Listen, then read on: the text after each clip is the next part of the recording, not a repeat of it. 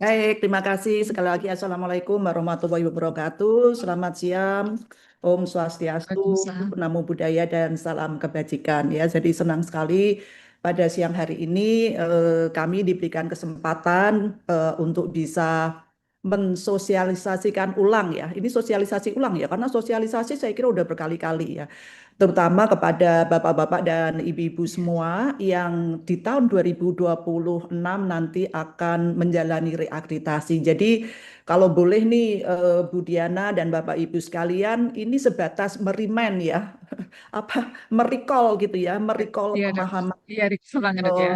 kita, Iya. merecall apakah implementasi yang sudah kita lakukan yang kemarin sudah diakui terakreditasi itu sampai sekarang masih konsisten atau tidak gitu ya. Jadi sekali lagi Bapak-bapak dan Ibu-ibu sekalian, izinkan pada siang hari ini saya tidak mensosialisasikan sesuatu hal yang baru, tetapi merecall dan mungkin mengintrospeksi ya, introspeksi untuk diri kita semua, apakah kita sudah apa itu konsisten untuk menjalankan tadi yang diulang-ulang oleh Ibu Direktur dan Bu Irna, bagaimana upaya-upaya peningkatan mutu itu kita lakukan secara berkesinambungan dan berkelanjutan. Tentu saja yang saya hormati Ibu Direktur Mutu Pelayanan Kesehatan Rujukan, eh, Bu Irna selaku Ketua Tim Kerja, Bu Diana, Bapak Ibu Kepala Dinas Kesehatan Provinsi atau yang mewakili para pimpinan rumah sakit dan seluruh tim kerja yang saya sayangi, dan tentu saja para narasumber yang apa itu berkenan untuk sharing pada kegiatan sosialisasi pada siang hari ini. Ya, slide berikutnya. Bapak Ibu sekalian, seperti kita ketahui bahwa penerapan akreditasi mengimplementasikan standar, memastikan bahwa apa yang kita lakukan itu memang kita yakini ya. Jadi kalau saya selalu berulang-ulang ya, kita itu menerapkan standar itu harus merasakan manfaatnya, harus merasakan manfaatnya. Tidak hanya sekedar membaca, melaksanakan, tetapi kita tidak merasakan manfaatnya. Tidak ada, menurut saya itu kurang bermakna begitu ya. Jadi Kementerian Kesehatan sudah dengan sangat-sangat komprehensif mempersiapkan beberapa peraturan terkait dengan akreditasi. Seperti kita ketahui tadi juga sudah disampaikan, ada dua regulasi besar yang menjadi acuan kita bersama, Kepmenkes nomor 1596 yang dirilis tahun 2024 waktu itu tentang standar akreditasi, dan kemudian juga cascading dari standar tersebut yaitu dari keputusan Dirjen Yankes waktu itu yang juga dirilis tahun 2024 tentang instrumen survei akreditasi rumah sakit. Pada paparan nanti Bapak-bapak dan Ibu-ibu sekalian, saya mohon izin karena waktunya terbatas ya Bu Diana ya, 1,5 jam, dan itu nanti dengan diskusi mungkin kalau EP dan lain sebagainya mungkin tidak akan saya detailkan, saya skip gitu ya, karena Bapak-bapak dan ibu-ibu yang penting itu kita semua memahami hakikat filosofi gitu ya, dan kemudian tadi yang saya sampaikan kita sudah mengintrospeksi itu kita laksanakan. Kalau EP itu kan sebetulnya pemenuhan kita ya, pemenuhan bagaimana dokumen-dokumen, bukti-bukti pendukung untuk bisa memenuhi standar-standar yang ditetapkan. Jadi nanti mungkin beberapa saya skip karena keterbatasan waktu. Bapak-bapak dan ibu-ibu sekalian nanti bisa membuka lagi dari Kepdirjen yang ada. Ya, Bapak-bapak dan ibu-ibu sekalian, bahwa slide berikutnya, seperti kita ketahui bahwa rumah sakit itu sebuah sistem yang sangat-sangat kompleks begitu ya, sangat-sangat kompleks gitu. Menyelenggarakan berbagai macam upaya pelayanan kesehatan secara komprehensif dari promotif, preventif, kuratif, rehabilitatif hingga paliatif. Pelayanannya juga sangat-sangat beragam gitu ya, dari hal-hal yang simple sampai dengan pelayanan-pelayanannya yang sangat-sangat spesifik membutuhkan keterampilan-keterampilan khusus, peralatan-peralatan kesehatan yang canggih. Sehingga memang untuk itu rumah sakit itu perlu dikelola, perlu di-lead, perlu di-manage gitu ya oleh para pemimpin-pemimpin yang memiliki tanggung jawab dan wewenang yang diberikan secara detail. Para pemimpin perlu tahu apa tanggung jawab dan wewenang yang dimiliki. Para pemimpin perlu mengelola kepemimpinan ini secara efektif dan bersinergi secara positif.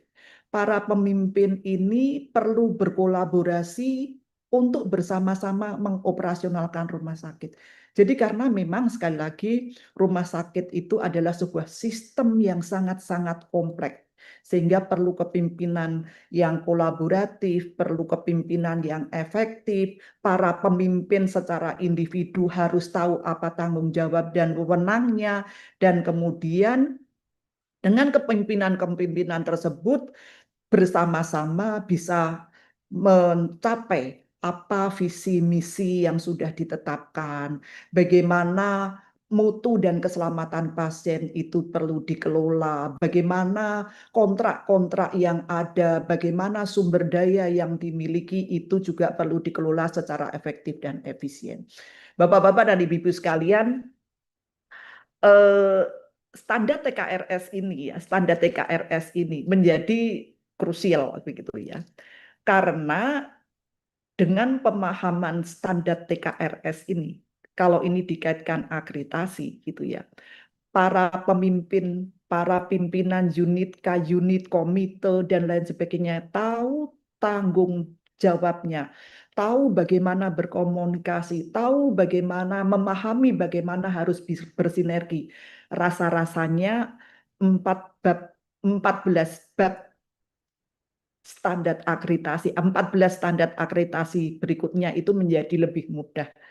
Karena sekali lagi kalau buat saya akreditasi itu yang menyelesaikan bukan tim akreditasi, tetapi akreditasi itu yang menyelesaikan adalah para pemimpin di semua level sampai dengan seluruh sumber daya yang ada. Dan kuncinya di sini, kuncinya di TKRS. Para pemimpin harus tahu tanggung jawabnya.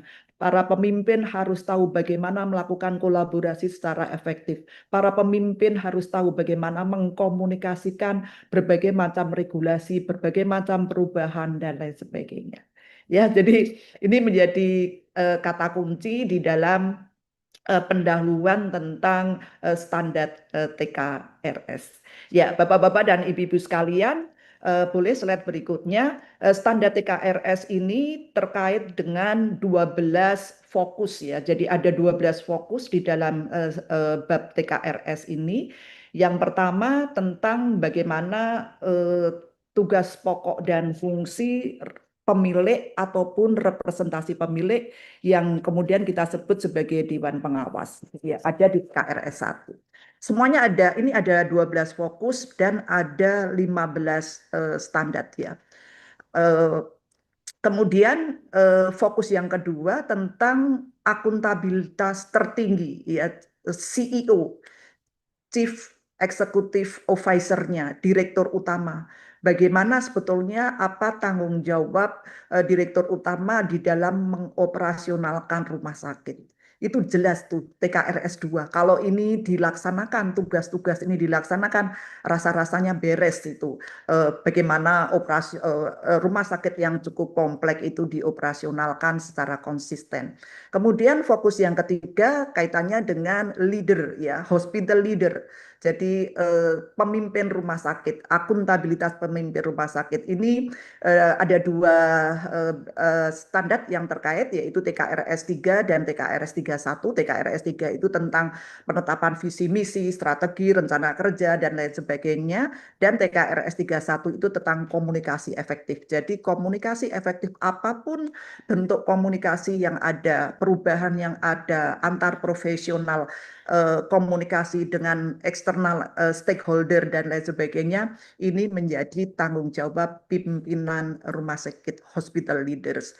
Kemudian fokus yang keempat adalah kepimpinan rumah sakit untuk mutu dan keselamatan pasien. Jadi di bab TKRS ini tidak bicara tentang teknis mutu dan keselamatan yang itu sebetulnya secara teknis dibahas di bab PMKP, kemudian mungkin ada di bagian KPR, KPRS ya, begitu ya. Tetapi tentang leadernya, bagaimana leaders itu berperan untuk memastikan mutu dan keselamatan pasien itu berjalan dengan baik.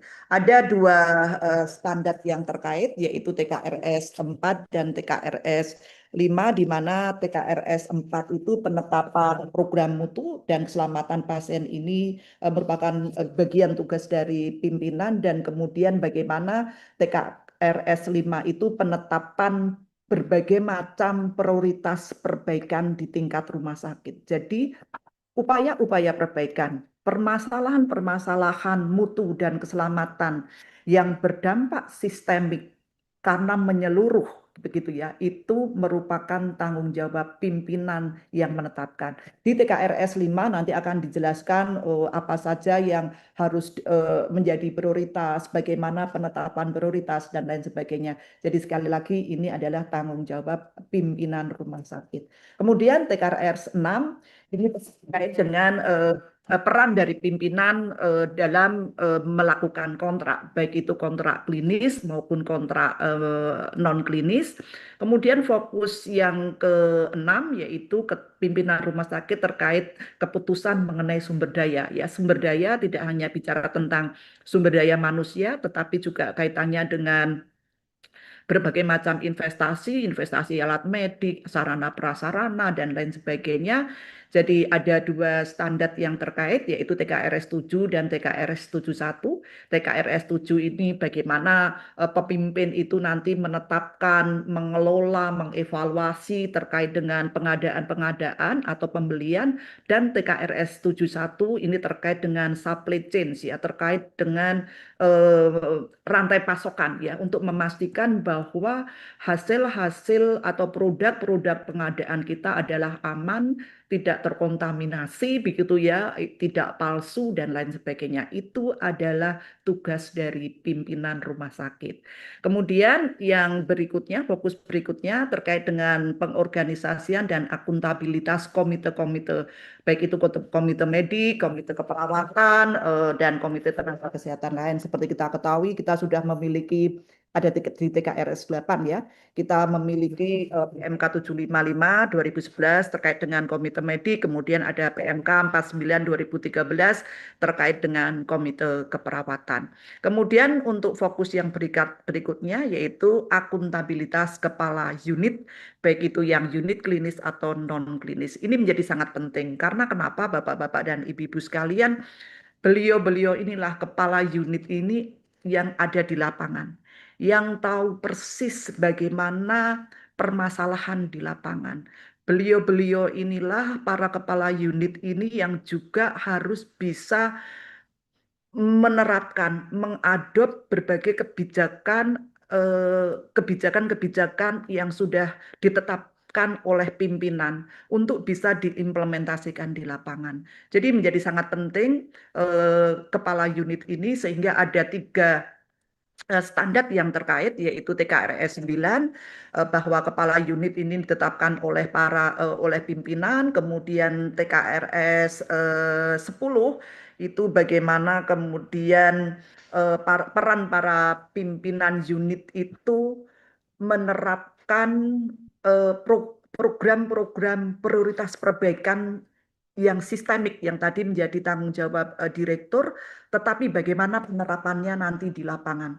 Jadi mengcascade itu mendeskripsikan lebih detail begitu ya, hospital wide, apa itu perbaikan di tingkat rumah sakit untuk bisa diterapkan di tingkat unit kerja. Ini adalah peran dari kepala unit. Kemudian TKRS 11, bagaimana para pimpinan klinis ini, kepala unit klinis ini harus mengevaluasi tenaga medik, tenaga kesehatan terkait dengan upaya-upaya perbaikan yang dilakukan di unit kerjanya gitu ya. Jadi menurut saya menjadi sangat relate begitu ya kalau kita bisa memahami secara utuh bagaimana peran dari para pemimpin ini, rasa-rasanya nanti menerapkan standar akreditasi itu akan menjadi lebih mudah dan lebih implementatif ya karena ya memang ini adalah perannya begitu ya dan ini adalah tugas begitu, bukan hanya tadi Bu Irna menyampaikan ini tidak hanya sekedar kita selesai menjalankan akreditasi tetapi kita tidak tahu bagaimana sebetulnya implementasi dan peran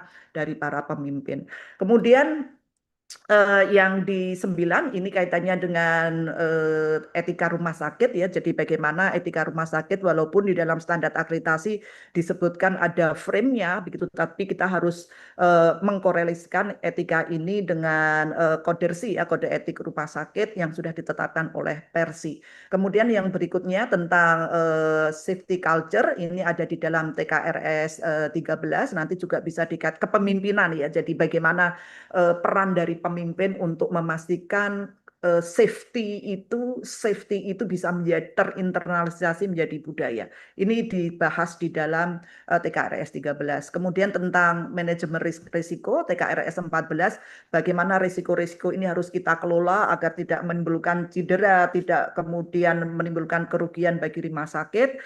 Dan yang terakhir ini untuk rumah sakit yang menjalankan penelitian terutama human research ya, penelitian bersubjek pada manusia, ini ada standar yang terkait yaitu TKRS 15 ya. Jadi ini adalah fokus 12 fokus 15 standar terkait dengan bab TKRS ya. Bapak Ibu sekalian, saya izin untuk menyampaikan secara lebih detail. Ya, jadi kalau tadi ada 15 standar di bab TKRS, kalau didetailkan ada 12 fokus, secara keseluruhan ada 72 EP begitu ya. Nanti dilihat sekali lagi instrumennya, apa dokumen yang perlukan, bagaimana regulasi yang harus dipersiapkan, apa nanti kira-kira wawancara ini nanti akan dilakukan kepada siapa dan lain sebagainya, nanti secara detail bisa dilihat di dalam keputusan Bapak Dirjen terkait dengan instrumen akreditasi. Ya, slide berikutnya.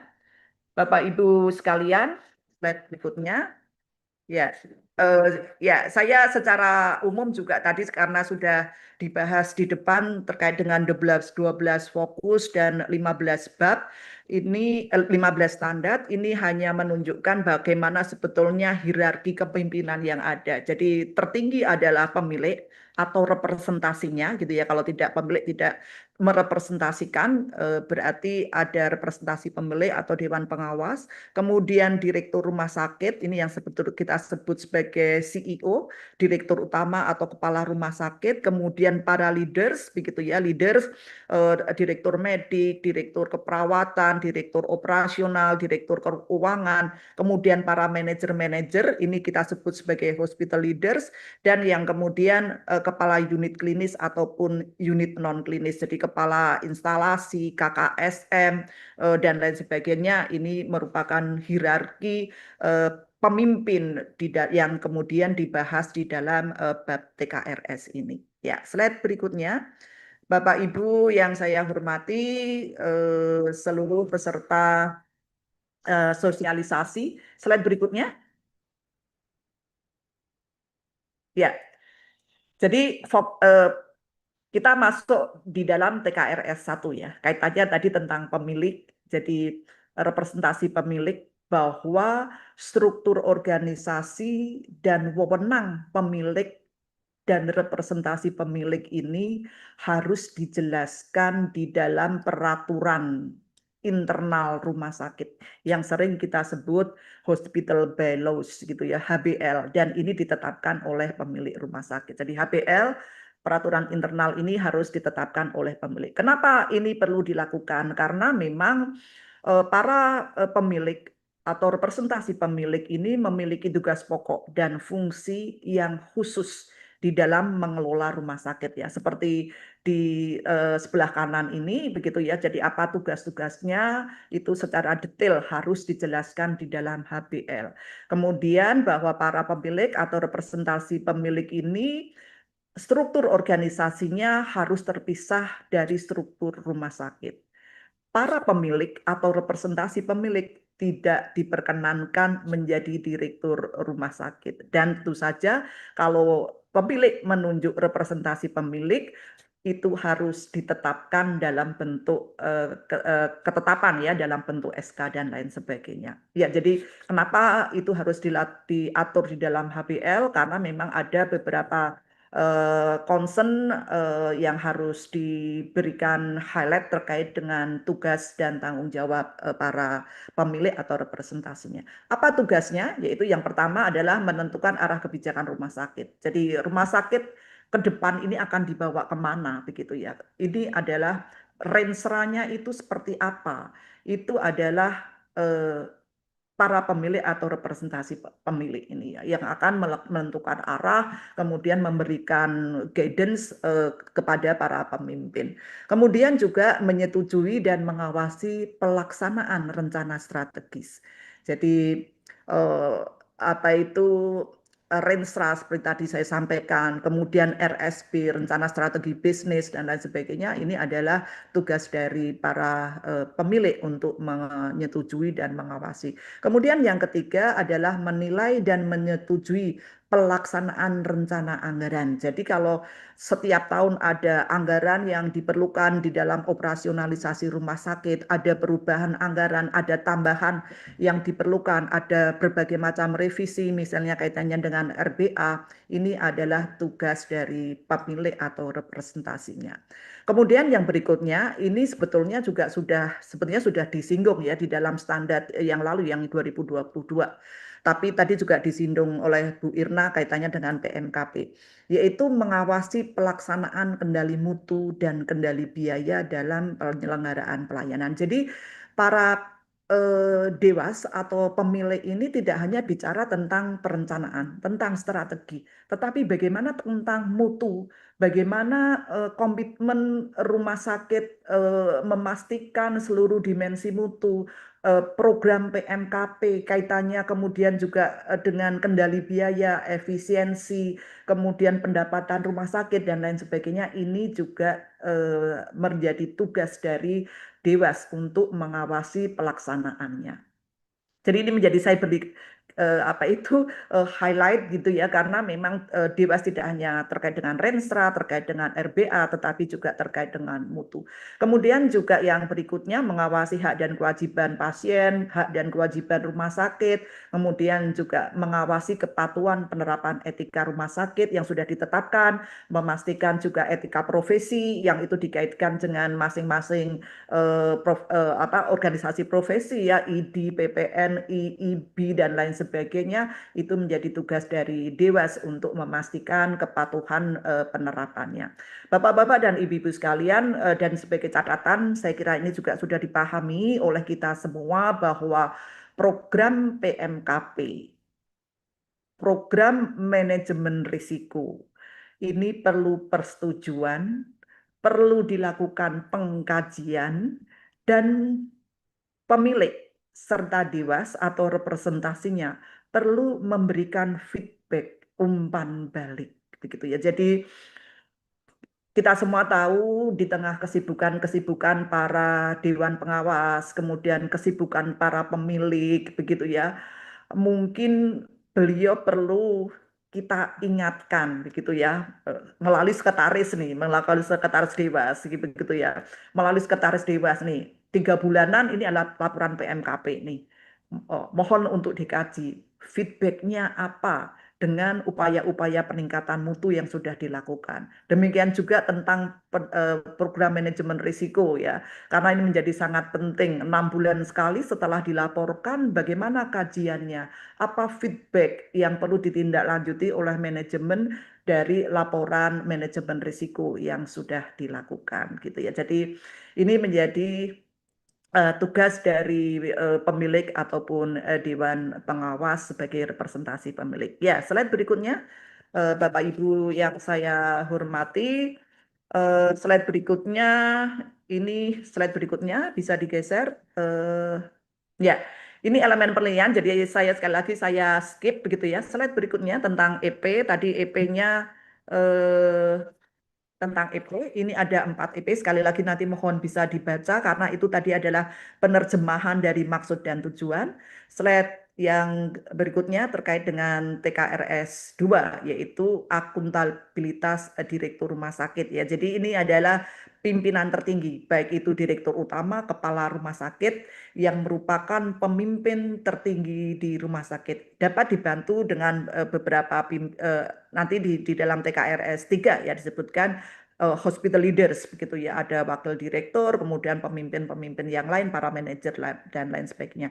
Di dalam pasal kalau saya tidak salah pasal 186 ya Undang-Undang Kesehatan, Undang-Undang 17 disebutkan bahwa direktur utama sekarang itu bisa ditugaskan untuk tiga profesi yaitu apakah tenaga medik, tenaga kesehatan atau tenaga profesional. Tetapi yang menjadi krusial di sini bahwa tenaga medik, tenaga kesehatan atau tenaga profesional tersebut harus memiliki kompetensi manajemen rumah sakit sesuai dengan peraturan yang ditetapkan gitu ya. Jadi kalau dulu kita bicara tentang undang-undang rumah sakit itu kan harus tenaga medik gitu ya, tetapi undang-undang rumah sakit undang-undang kesehatan sekarang memungkinkan tenaga medik, tenaga kesehatan atau tenaga profesional ini memimpin rumah sakit dengan catatan memiliki kompetensi manajemen rumah sakit. Ya, ini kaitannya dengan TKRS 2. Kemudian apa peran dan tanggung jawab dari direktur utama ini? Mohon slide berikutnya. Jadi direktur utama atau kepala rumah sakit, mohon slide berikutnya. Mohon slide berikutnya. Ya, jadi ada 9 ya, ada 9 tanggung jawab direktur dan ada satu yang baru yang tadi juga sudah disinggung oleh Bu Irna, yaitu yang pertama mematuhi undang-undang berlaku. Ya, kita tahu bersama sekarang undang-undang tertinggi ini tentang Undang-Undang Nomor 17 ya Kesehatan dan kemudian turunannya. Kemudian menjalankan visi dan misi rumah sakit yang sudah ditetapkan, yang tadi sudah mendapatkan penetapan dari Dewas ya, yang mendapatkan pengawasan dari Dewas atau para pemilik visi dan misi.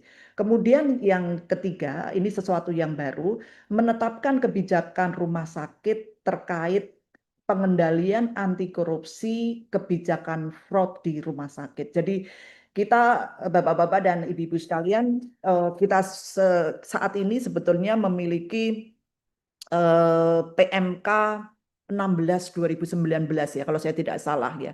Bagaimana pencegahan dan penanganan kecurangan atau fraud ya.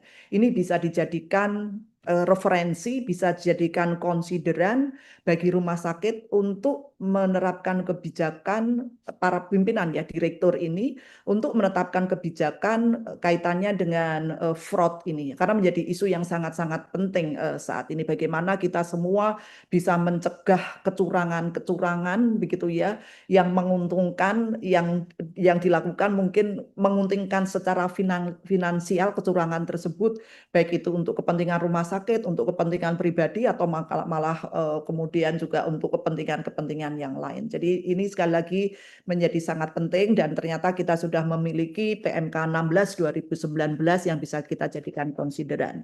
Kemudian tanggung jawab yang lain yaitu memberikan tanggapan terhadap setiap laporan pemeriksaan yang dilakukan oleh regulator. Apakah itu laporan dari Badan Pemeriksa Keuangan, BPK, BPKP, dari Irjen, Itjen, pimpinan kepala rumah sakit, direktur utama harus memberikan tanggapan-tanggapan. Kemudian yang berikutnya kelima tugas dari para direktur ini pimpinan mengelola dan mengendalikan seluruh sumber daya ya, sumber daya yang kita miliki begitu ya, agar kita bisa kelola secara efektif, secara efisien, berdaya guna. Kemudian merekomendasikan sejumlah kebijakan, rencana strategis dan anggaran kepada pemilik atau representasi pemilik untuk mendapatkan persetujuan. Jadi berbagai draft kebijakan yang kemudian sudah kita godok, yang kemudian sudah kita persiapkan, itu menjadi tanggung jawab pemilik mohon maaf, menjadi tanggung jawab pimpinan rumah sakit, dalam hal ini kepala rumah sakit, untuk direkomendasikan kepada pemilik ataupun representasi pemilik untuk mendapatkan persetujuan. Kemudian yang berikutnya ini yang penting, yang saya kira perlu kita pahami secara utuh. Menetapkan prioritas perbaikan tingkat rumah sakit, yaitu perbaikan yang akan berdampak luas, sistemik, menyeluruh di rumah sakit, yang kemudian akan dilakukan pengukuran sebagai pengukuran indikator mutu prioritas. Jadi perbaikan-perbaikan di tingkat hospital wide. Kalau saya lebih enak itu ya, di tingkat rumah sakit yang sistemik, yang menyangkut seluruh unit yang ada, yang dampaknya sangat luas, yang memiliki daya ungkit yang sangat tinggi untuk rumah sakit, itu yang menetapkan adalah direktur atau pimpinan rumah sakit, direktur utama, kepala rumah sakit, gitu ya, yang harus berkolaborasi untuk menetapkan hal itu. Kemudian yang berikutnya, ini tadi sudah disinggung, yaitu tentang pelaporan program peningkatan mutu dan pelaporan program manajemen risiko yang perlu disampaikan kepada Dewas, begitu ya, 3 bulan dan 6 bulan untuk manajemen risiko, yang kemudian nanti kita bersama para kepala unit, kepala rumah sakit ini akan menunggu apa sebetulnya disposisi rekomendasi-rekomendasi yang harus dilakukan tindak lanjutnya. Jadi ini adalah tanggung jawab direktur. Kalau ini bisa kita lakukan, kita internalisasi, ini tidak hanya sebagai bagian dari standar, tetapi betul-betul kita laksanakan rasa-rasanya, apa yang harus dilakukan oleh pimpinan rumah sakit kita ini bisa kita selesaikan bersama-sama. Baik, slide berikutnya Bapak Ibu dan seluruh peserta sosialisasi yang saya hormati, ini adalah EP-nya. Jadi ada EP tadi, kalau sekali lagi kalau dilihat ya itu tadi penerjemahan dari maksud tujuan tadi ya, bagaimana tanggung jawabnya, bagaimana penetapan apa itu, bagaimana apa itu penyampaian laporan program mutu manajemen risiko dan lain sebagainya. Ya, slide selanjutnya admin. Ya. Kemudian yang berikutnya kaitannya dengan hospital leader. Ya, kalau tadi kan CEO-nya ya yang TKRS 2. Ini TKRS 3 adalah para hospital leader. Ada dua hal utama yang menjadi tugas para pimpinan rumah sakit hospital leaders. Yaitu yang pertama adalah menyusun misi, rencana kerja, kebijakan untuk bisa mencapai visi dan misi rumah sakit. Jadi visi rumah sakit ini, visi misi ini akan kita capai dengan cara kita menyusun rencana kerja, kemudian kebijakan-kebijakan. Satu. Dan yang kedua, tugas dari para pemimpin yaitu merencanakan berbagai jenis pelayanan klinis, merencanakan dan menentukan jenis-jenis pelayanan klinis untuk memenuhi kebutuhan pasien yang dilayani. Jadi bagaimana visi itu bisa dicapai dengan menetapkan misi, rencana kerja, dan kemudian juga kebijakan.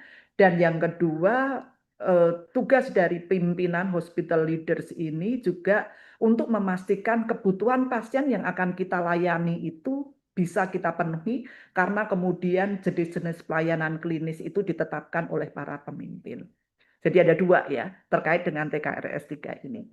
Bapak-bapak dan ibu-ibu yang saya hormati, secara detail di sini disebutkan di dalam maksud dan tujuannya, sebetulnya relate tadi ya dengan standarnya. Jadi yang pertama, para pemimpin ini harus merencanakan cakupan ruang lingkup pelayanan yang disediakan rumah sakit, baik yang disediakan secara langsung ataupun mungkin kerjasama dengan pihak yang ketiga. Kemudian untuk dapat menentukan ruang lingkup pelayanan ini, para pemimpin rumah sakit perlu mendapatkan masukan dan partisipasi dari masyarakat, dari seluruh stakeholder, ya, baik itu masyarakat, stakeholder eksternal, dari rumah sakit jejaring kita, dari fasiankes yang lain, baik itu dari fasiankes yang di bawahnya atau di atasnya, atau kemudian dari klinik Pratama, dari klinik-klinik yang ada, dari asuransi dan lain sebagainya, untuk memastikan bahwa kebutuhannya itu bisa kita penuhi. Jadi bagaimana mungkin kita bisa mengetahui kebutuhan pasien atau masyarakat yang akan kita berikan pelayanan kalau kita tidak bisa berkomunikasi, kita tidak menjalin komunikasi untuk mendapatkan masukan-masukan ini. Jadi ini tugas nomor 2 dari para hospital leaders.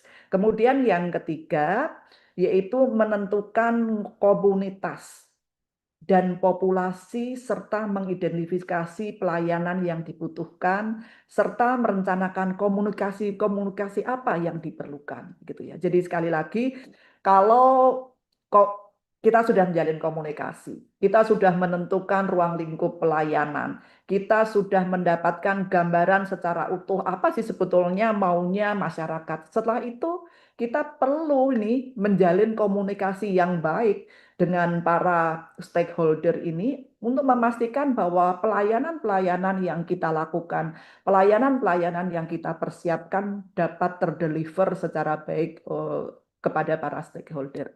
Dan ada dua jenis pelayanan, ada dua jenis informasi yang perlu disampaikan Bapak-Bapak dan Ibu-Ibu sekalian kepada para stakeholder, yaitu yang pertama tentang informasi tentang pelayanan itu sendiri.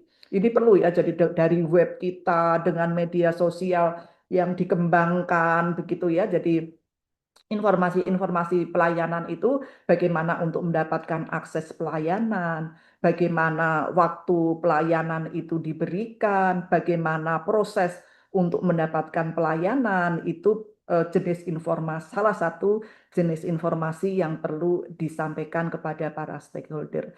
Dan yang kedua adalah informasi tentang mutu pelayanan ya. Jadi ini menjadi sangat penting. Jadi para stakeholder, masyarakat, pasien kita tidak lagi seperti apa ya, membeli kucing di dalam karung begitu ya. Tetapi dengan informasi-informasi yang ada, masyarakat menjadi tahu bagaimana sih sebetulnya mutu pelayanan, bagaimana komitmen rumah sakit kita terhadap mutu, tentang kepatuhan, visite, ketepatan pelayanan, respon time, itu menjadi informasi-informasi yang perlu kita sampaikan kepada masyarakat sehingga masyarakat pada saat datang ke rumah sakit yakin gitu ya, ini adalah pilihan yang tepat karena memang mutunya sudah terinformasi secara baik. Ya, jadi ini adalah beberapa hal terkait dengan TKRS 3, tugas dari para leaders. Ya, slide berikutnya, mohon bantuan. Ini tentang elemen penilaiannya ada 3, Bapak-Bapak dan Ibu-Ibu sekalian, bagaimana mengejawantakan tugas dan informasi-informasi tadi di dalam apa itu maksud dan tujuan di dalam TKRS 3. Ya, berikutnya adalah TKRS 4, TKRS 31, yaitu tentang TKRS slide berikutnya. Ya, TKRS 31 tentang bagaimana para hospital leaders ini harus membangun komunikasi yang efektif secara internal ataupun secara eksternal.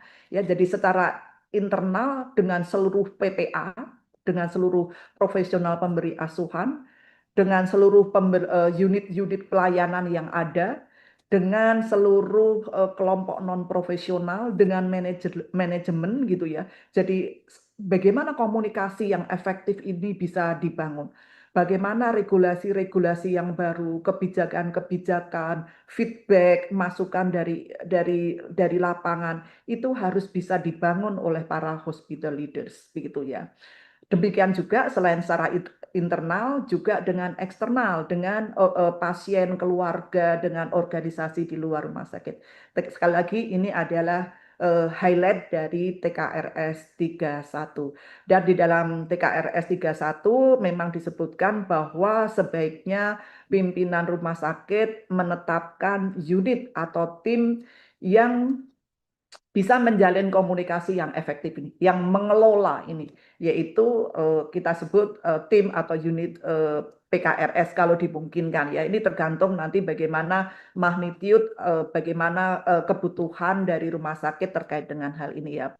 Unit promosi kesehatan rumah sakit dan berbagai macam media komunikasi bisa dibangun oleh para hospital leaders ini secara internal dan eksternal, misalnya dengan buletin begitu ya, walaupun sekarang sekali lagi dengan sistem informasi itu bisa dibangun ya. Beberapa waktu yang lalu dalam kegiatan Pitselnas ya di Persi, saya membaca salah satu inovasi yang dilakukan yaitu melalui sistem begitu ya. Jadi itu untuk memastikan bahwa kebijakan di rumah sakit itu bisa sampai di lapangan dengan cepat dan untuk memastikan bahwa kebijakan regulasi yang ada itu terkait semua kebijakan, tidak hanya terkait dengan mutu, itu dipahami dan kemudian terevaluasi dengan baik. Ya, jadi tidak hanya terbatas dengan tulisan-tulisan yang manual ya dengan storyboard, poster dan lain sebagainya. Sekarang dengan kemajuan-kemajuan teknologi, sistem informasi yang ada, saya kira bisa dibangun oleh para leaders untuk membangun komunikasi yang efektif. Ya, baik. Selanjutnya, Bapak-bapak dan Ibu-ibu sekalian, beberapa persyaratan-persyaratan, penilaian-penilaian yang nanti dibutuhkan untuk memenuhi maksud dan tujuan dari TKRS 3 ini di dalam elemen penilaian. Ini ada 3, mohon izin untuk EP-nya. Slide berikutnya.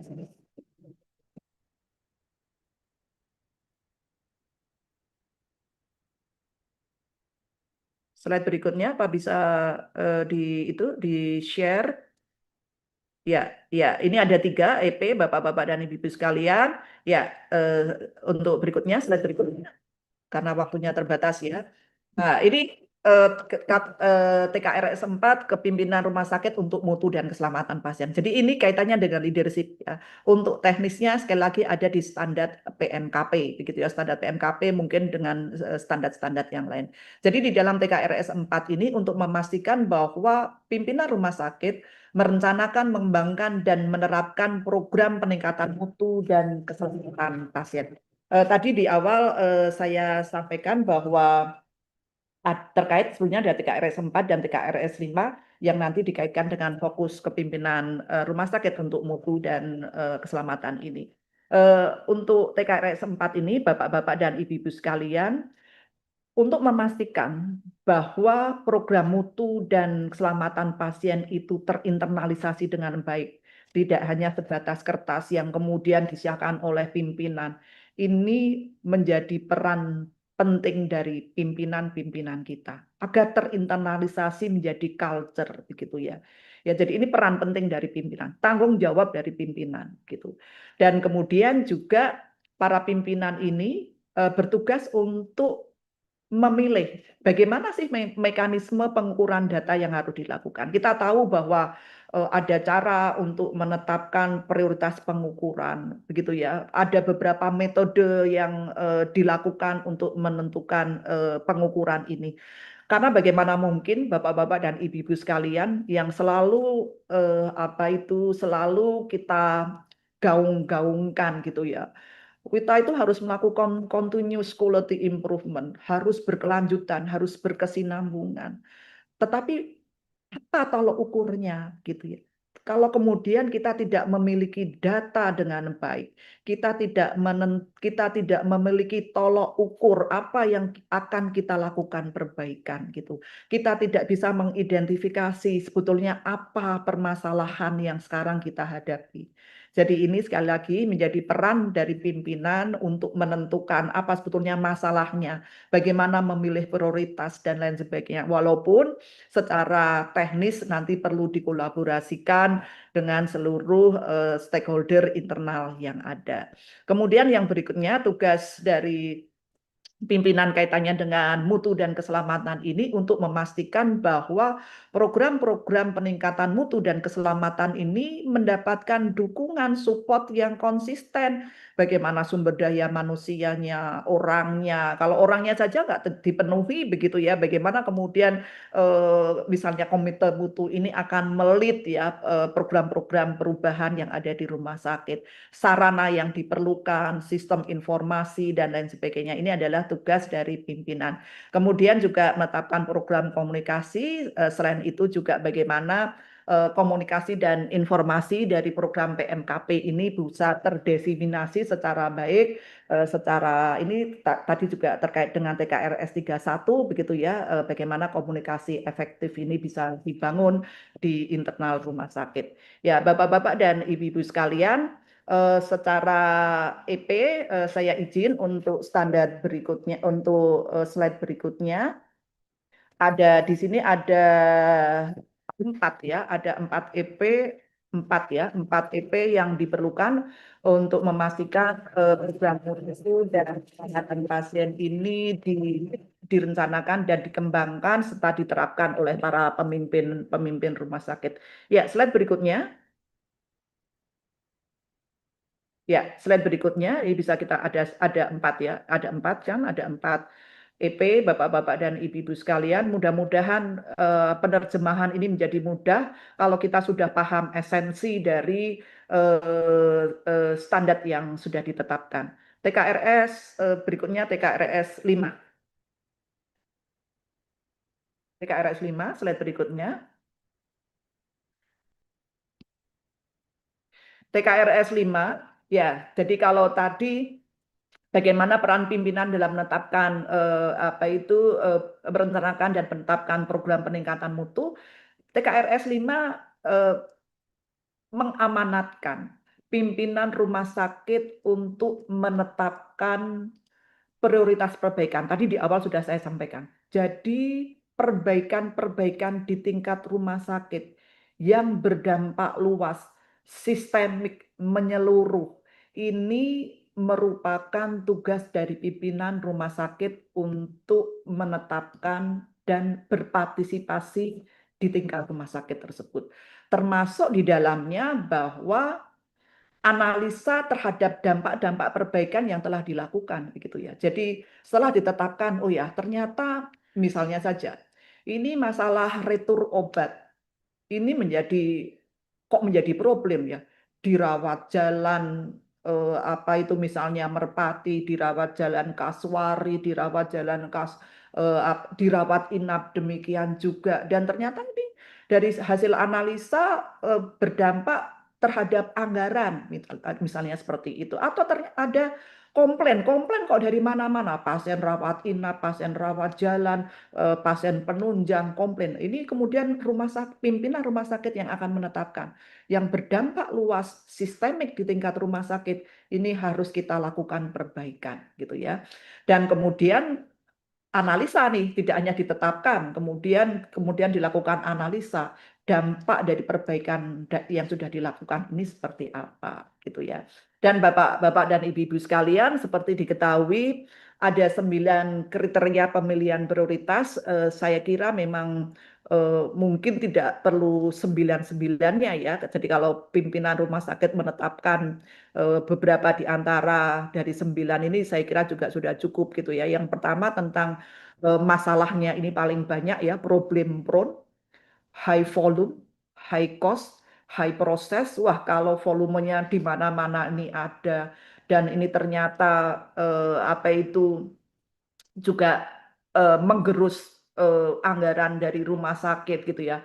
Ini layak dijadikan prioritas perbaikan di rumah sakit ya, termasuk tadi yang sudah saya sampaikan tentang ketidakpuasan dari pasien ataupun staf internal gitu ya, komplain di mana-mana, di PJP komplain, tenaga kesehatan komplain dan lain sebagainya. Ini layak dijadikan prioritas perbaikan. Kemudian harus dipastikan adanya kemudahan dalam pengukuran. Jadi kalau kita akan melakukan proyek perubahan di tingkat rumah sakit, tapi tidak ada data, tidak ada data awal.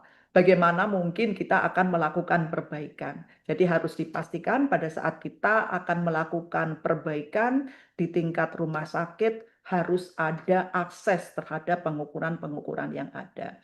Atau kemudian yang berikutnya ini adalah mandatori begitu ya, mandatori dari regulator kita menjadi persyaratan eksternal begitu ya. Misalnya untuk pelayanan ke rumah sakit harus menjalankan pelayanan kanker, kalau sekarang ini menjadi pelayanan prioritas rumah sakit ya, KJSU ya. Ini harus kita lakukan pengukuran-pengukuran tersebut. Dan yang berikutnya sesuai dengan tujuan strategis kemana rumah sakit ini akan dibawa, ini juga bisa menjadi salah satu kriteria prioritas, kemudian memberikan pengalaman yang lebih baik, jadi positif pasien experience gitu ya, karena kita harus memastikan bahwa di setiap titik pelayanan yang ada sejak pasien datang sampai pasien pulang, kita harus bisa memberikan positif pasien experience kepada masyarakat yang membutuhkan. Ya, jadi Bapak-bapak dan Ibu-ibu sekalian, ini ada 9 prioritas yang bisa dijadikan prioritas perbaikan ya, hospital bed seperti tadi yang saya sampaikan. Ya, slide berikutnya mohon bantuan dari admin. Ya, jadi Bapak-bapak dan Ibu-ibu sekalian, dampak perbaikan yang nanti perlu dianalisa ini bisa dilihat secara dua tahapan ya. Dampak langsung yang kita sebut sebagai dampak primer, output begitu ya, output jadi dampak langsung begitu ya. Ini misalnya kaitannya dengan kepuasan. Jadi kita sudah melakukan perbaikan, kemudian kita cek nih kepuasan pasiennya meningkat atau tidak. Ini adalah analisa dari dampak primer. Atau dampak yang sekunder yang lebih jauh, impact-nya, outcome-nya begitu ya. Jadi ini kaitannya dengan proyek-proyek perbaikan yang kita lakukan, apakah benar nih kita bisa mendapatkan efisiensi biaya yang cukup baik. Tadi misalnya tentang retur obat, tentang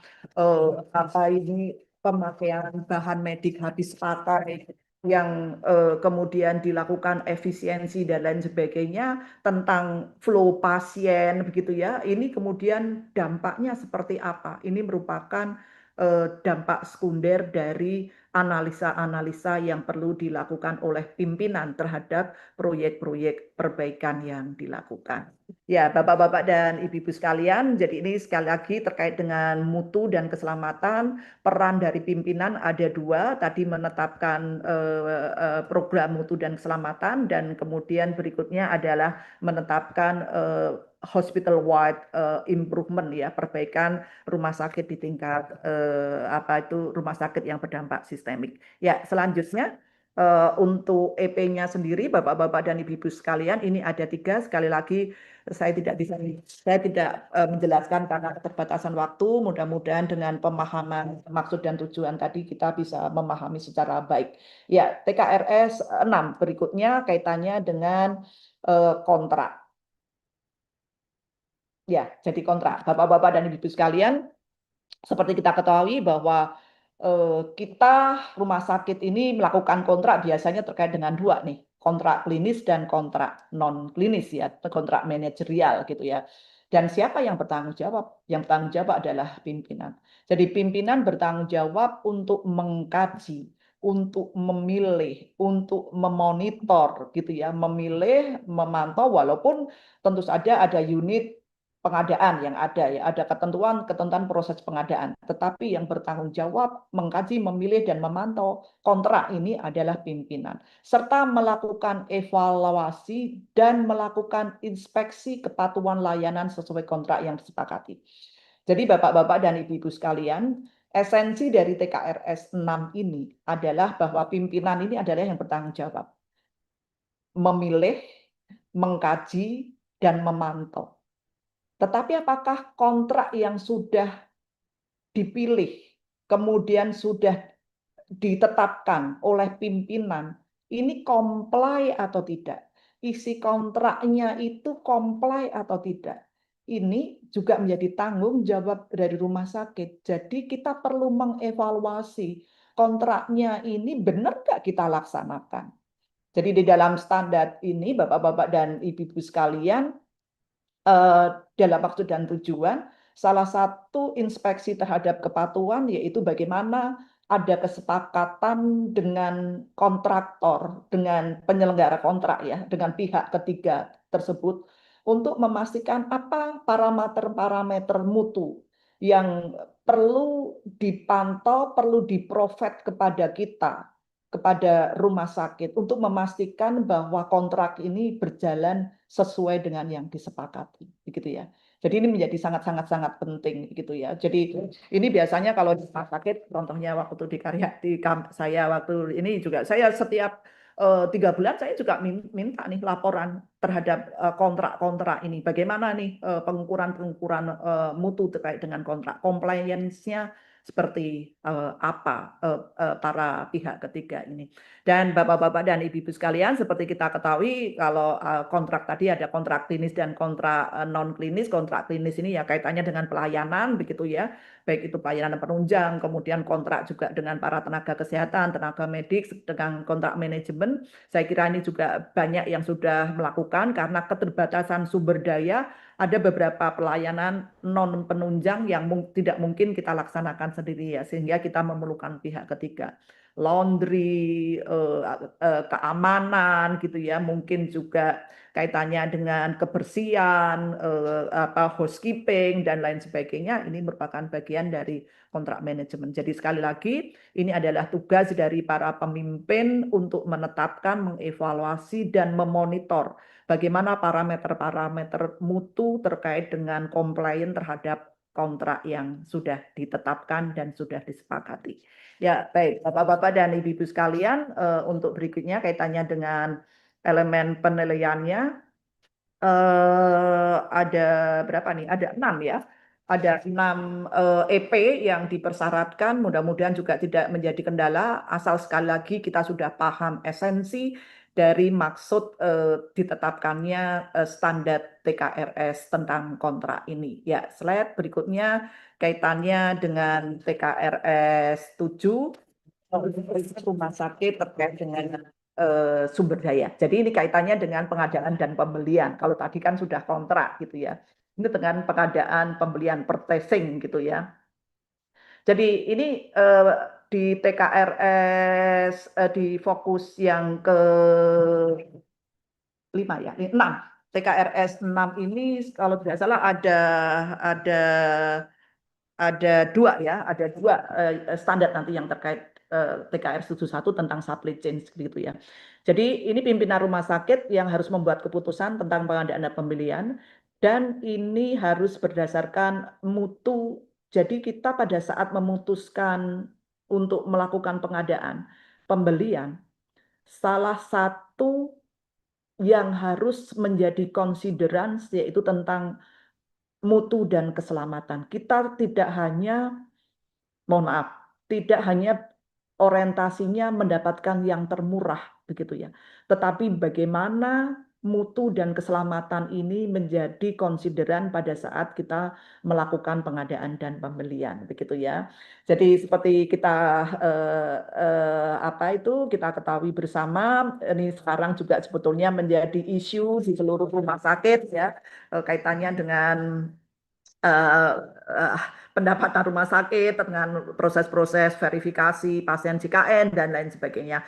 Dan kemudian mungkin dampaknya terkait dengan proses-proses pengadaan. Tetapi kita harus sekali lagi preferensi staf. Jadi bagaimana pengalaman staf terkait dengan peralatan yang sudah ada, bahan medik habis pakai, obat, catatan-catatan tentang kinerja, tentang alat-alat yang sudah kita miliki, kemudian bagaimana histori tentang pemeliharaan peralatan dan apakah kemudian ada kegagalan terhadap level failure ya terhadap peralatan-peralatan yang sudah ada itu perlu menjadi catatan-catatan pada saat memutuskan untuk melakukan pembelian ataupun melakukan pengadaan. Dan tentu saja hal-hal ini juga tidak hanya secara subjektif ya sebagai bagian dari keputusan para pimpinan, tetapi juga bagaimana pimpinan ini perlu mendapatkan data-data secara objektif begitu ya, data-data secara objektif. Jadi kita perlu browsing, kita perlu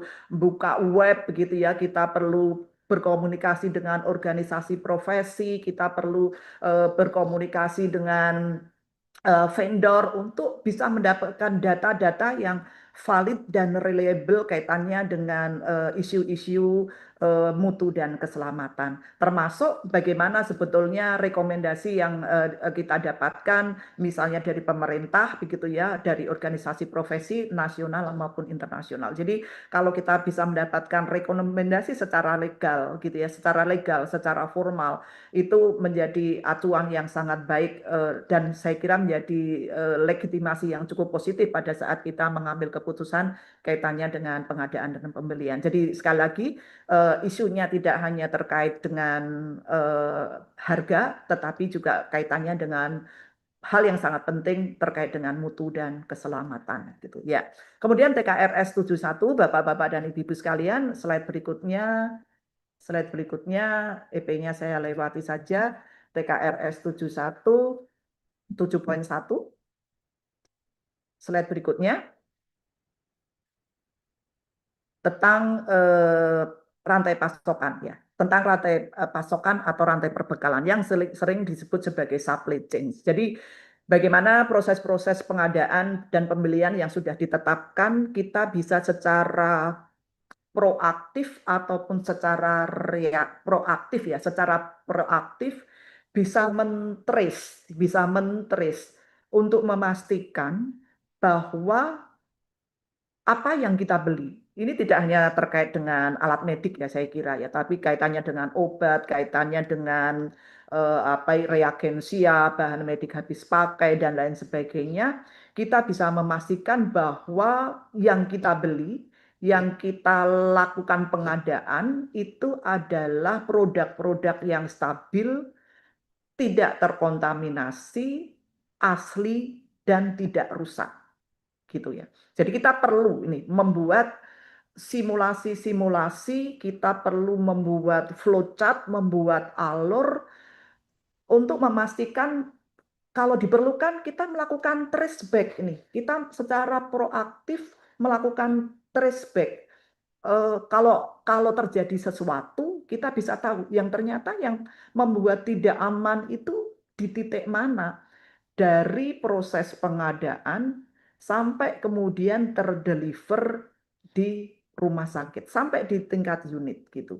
Apakah ini proses pengirimannya dari satu titik ke titik yang lainnya? Apakah ini proses penyimpanannya?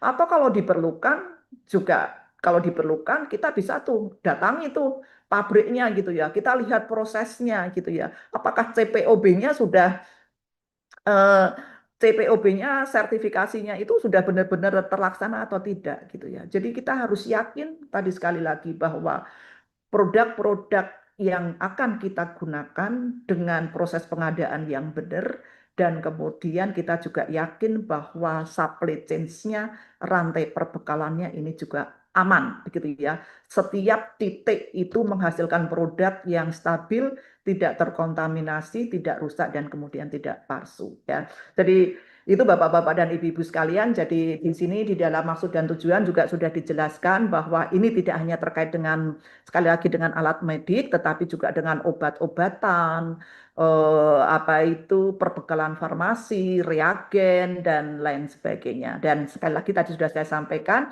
rumah sakit harus bisa menunjukkan titik-titik yang berisiko dengan alur yang kita buat gitu ya. Jadi ini perlu kerjasama nih dengan pihak ketiga gitu ya. Alurnya seperti ini. Ini apakah transit dulu di gudang di provinsi ataukah ini dari pusat langsung terdeliver di apa itu di rumah sakit kita atau masih nanti di pabean dan lain sebagainya. Itu harus kita pastikan apa itu flowchart atau alurnya dan itu bisa di trace back secara prospektif ataupun secara retrospektif sampai di rumah sakit nanti.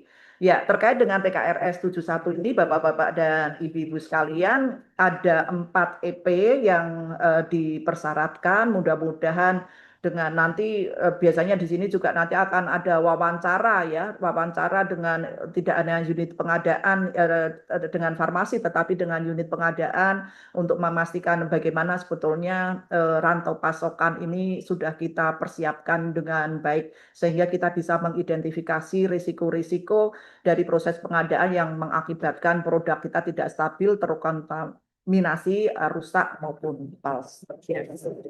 Bapak-bapak dan ibu-ibu sekalian, peserta seluruh peserta sosialisasi yang saya hormati, fokus berikutnya yaitu tentang pengorganisasian komite-komite yang ada ya, baik itu komite medik, komite keperawatan dan komite dan lain. Seperti kita ketahui, kita memiliki PMK 755 2011 kaitannya dengan komite medik, kemudian juga ada PMK 49 2013 tentang komite keperawatan, komite tenaga kesehatan yang lain saya kira bisa menyesuaikan dengan apa yang ada di dalam PMK 755 atau PMK 49. Jadi di sini TKRS 9 komite-komite ini harus menerapkan pengorganisasian sesuai peraturan-peraturan yang ada untuk memastikan bahwa komite-komite ini bisa menjalankan tanggung jawab dan wewenang yang sudah diberikan kepada para komite ini.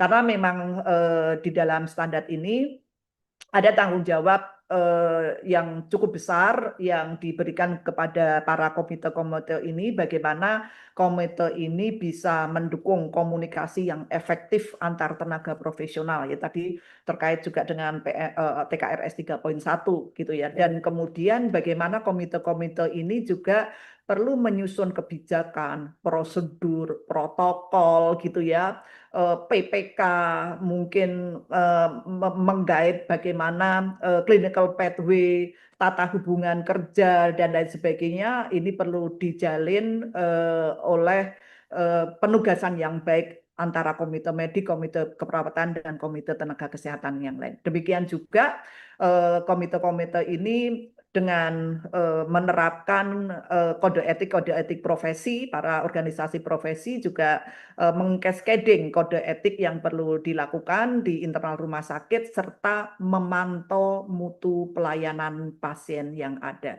Jadi bagaimana kaitannya dengan kalau kita nanti bicara tentang standar KPS ya, tentang misalnya tentang OPPE, tentang clinical research begitu ya, clinical research itu pelayanan klinis ya, hasil dari pelayanan klinis. Jadi ini peran dari komite medik dan komite keperawatan, bagaimana berdiskusi dengan tenaga-tenaga profesional itu untuk menetapkan apa sebetulnya parameter yang diperlukan untuk memastikan tugas-tugas pelayanan kita ini tolok ukurnya apa, sudah memberikan hasil yang baik untuk pasien-pasien atau seluruh stakeholder kita. Ya, jadi ini menjadi tugas dari komite-komite mutu yang ada dan dilakukan pemantauan tuh gitu ya, pemantauan dari misalnya KSM bedah, ini indikator oh ya ini hasilnya baik atau baik atau mungkin perlu perbaikan dan lain sebagainya. Ini merupakan salah satu tugas dari para komite. Ya, baik Bapak-bapak dan Ibu-ibu sekalian, untuk TKRS 8 ini ada 3 EP yang dipersyaratkan. Sekali lagi mudah-mudahan kita persiapkan dengan baik, coba direfleksikan apakah sejauh ini Bapak-bapak dan Ibu-ibu sekalian setelah terakreditasi di tahun 2012 ya, jadi ini 2022 ya sebagian besar atau 2023, apakah peran dan tanggung jawab komite keperawatan, komite medik, komite tenaga kesehatan lain ini sudah dilakukan, diimplementasikan sesuai yang dipersyaratkan gitu ya. Jadi sekali lagi dengan kegiatan sosialisasi ini mudah-mudahan menjadi refleksi kita bersama untuk melakukan introspeksi dan kemudian kalaupun masih ada gap kita masih memiliki kesempatan untuk melakukan perbaikan untuk memastikan semuanya ini berjalan sesuai dengan ketentuan yang ada dan yang satu lagi kita rasakan manfaatnya. Ya. Baik, untuk berikutnya TKRS 9 ini dikaitkan dengan akuntabilitas pimpinan unit ya. Jadi tadi di awal sudah saya sampaikan bahwa pimpinan unit ini memiliki peran sangat penting karena ada di lapangan, paham betul apa yang ada di lapangan. Sehingga di dalam fokus akuntabilitas pimpinan unit ini ada 3 standar yang terkait, TKRS 9, TKRS 10, dan kemudian juga TKRS 11 ya. Itu menjadi bagian dari akuntabilitas kepala unit. TKRS 9 mempersyaratkan bahwa kepala unit ini dipimpin kepala unit itu ditetapkan oleh direktur sesuai dengan kompetensinya. Jadi harus memiliki kompetensi begitu ya. Jadi pimpinan unit karena memegang peran yang sangat krusial harus ada kompetensi yang dimiliki. Dibuat tuh persyaratan tuh di dalam HBL dibuat. Misalnya sudah mengikuti misalnya saja ya. Misalnya S2 manajemen ini atau paling tidak sudah mengikuti pelatihan-pelatihan manajerial rumah sakit karena perannya menjadi sangat penting untuk melit ya memberikan guidance kegiatan-kegiatan di unitnya ya. Dan bapak-bapak dan ibu-ibu sekalian, selain kompetensi juga pimpinan unit ini juga perlu adanya uraian tugas ya, diberikan urtuk tuh uraian jabatan, uraian tugasnya. Jadi jelas gitu apa yang harus dilakukan, merencanakan dan melaporkan kebutuhan staf gitu ya. Jadi melakukan analisa beban kerja gitu ya, analisa beban kerja gitu, kebutuhan stafnya berapa gitu ya. Jadi kalau memang ada lonjakan pelayanan ataupun justru karena efisiensi secara objektif pimpinan unit ini bisa nih melaporkan kebutuhan SDM atau justru kemudian oh ya ternyata SDM saya berlebih gitu ya bisa dimanfaatkan di unit yang lain. Kemudian juga menyusun kriteria gitu ya. Kriteria apa yang dipersyaratkan oleh unit gitu ya, kaitannya dengan sumber daya yang diperlukan gitu ya. Kriteria pendidikan, keahlian apa, pengalaman, experience apa yang diperlukan untuk bisa memastikan pelayanan di unit kerjanya itu bisa berjalan dengan baik. Kemudian juga perlu kolaborasi dengan SDM untuk memastikan staf-staf yang baru begitu ya, sumber daya manusia yang baru itu untuk mendapatkan orientasi ya, seperti kita ketahui bahwa orientasi itu ada 2 ya, orientasi secara general dan orientasi secara khusus gitu ya di unit kerjanya lah. Ini kemudian kita pimpinan unit ini perlu kolaborasi dengan unit SDM gitu ya. Dan tentu saja para pimpinan unit ini perlu menyusun program kerja apa yang akan dilakukan di dalam tahun depan dengan melakukan cascading dari rencana strategis, rencana bisnis yang sudah ditetapkan oleh pimpinan rumah sakit gitu ya. Jadi peran apa yang strategi apa yang akan dilakukan oleh unit kerja untuk mendukung program-program di tingkat rumah sakit ini, kemudian pimpinan unit ini harus membuat program kerja. Ya, sering kita menyampaikan bahwa pimpinan unit ini harus menyusun pedoman pengorganisasian, pedoman pelayanan, kemudian juga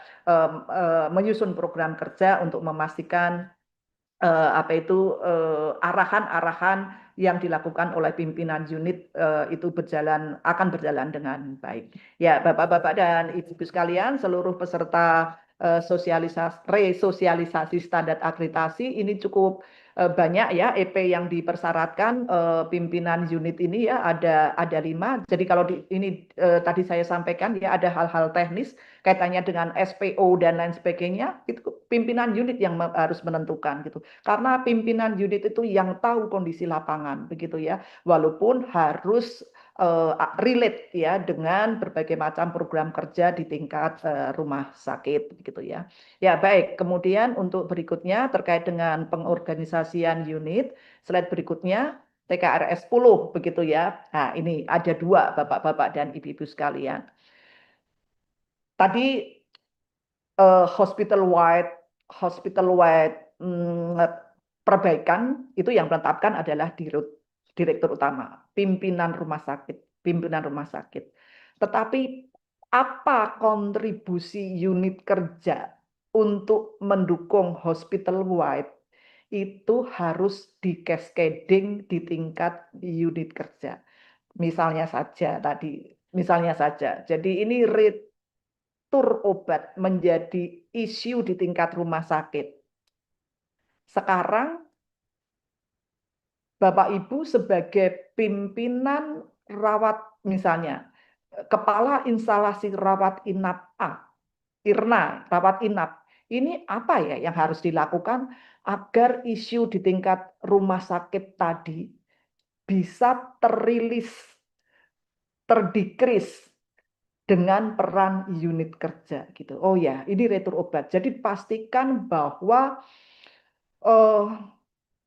retur obat di instalasi rawat inap kurang dari 2%. Itu adalah komitmen kepala unit terhadap permasalahan di rumah sakit. Terus apa strateginya apa ini? Agar retur obat ini kurang dari 2%. Apa strategi yang dilakukan? Pasien harus diedukasi secara baik gitu ya. DPJP harus memberikan perencanaan pemulangan sejak awal. Harus dipastikan kepastian pemulangan misalnya. Itu merupakan strategi dari kepala unit untuk berkontribusi terhadap pengukuran-pengukuran di tingkat rumah sakit. Itu yang pertama, TKRS 10. Yang kedua yaitu memantau serta memperbaiki pelayanan pasien di unit pelayanannya itu sendiri. Jadi Bapak Ibu sekalian, TKRS 2 sekali lagi ada dua, yaitu peran kepala unit terhadap hospital wide perbaikan, dan yang kedua kepala unit juga harus tahu ini masalah-masalah di tingkat lokalnya ini apa gitu ya. Jadi kalau rawat jalan misalnya kepala instalasi rawat jalan, wah ya ini pasiennya crowded ini ya, beda nih rawat jalan A dengan rawat jalan B, permasalahannya beda. Sehingga pimpinan unit itu, kepala unit itu harus memastikan apa problema yang ada, apa pengukuran parameter-parameter yang akan dilakukan, dan bagaimana strategi yang akan dilakukan agar perbaikan-perbaikan itu bisa secara konsisten kita lakukan. Ya, jadi ini TKRS 10 begitu ya, dan Bapak-bapak dan Ibu-ibu sekalian, di dalam maksud dan tujuan juga sudah jelas bahwa di dalam kontribusi di dalam hospital wide perbaikan ataupun perbaikan mutu di tingkat rumah sakit, di tingkat unit ini perlu melibatkan semua staf ya, dijak diskusi gitu ya, FGD gitu ya, apa bersama-sama memikirkan begitu ya, apa yang menjadi masalah, perannya bagaimana, strateginya bagaimana begitu ya. Dan juga di dalam maksud dan tujuan juga ini disampaikan bahwa kontribusi terhadap hospital wide ini terhadap indikator mutu nasional, indikator mutu prioritas, begitu ya.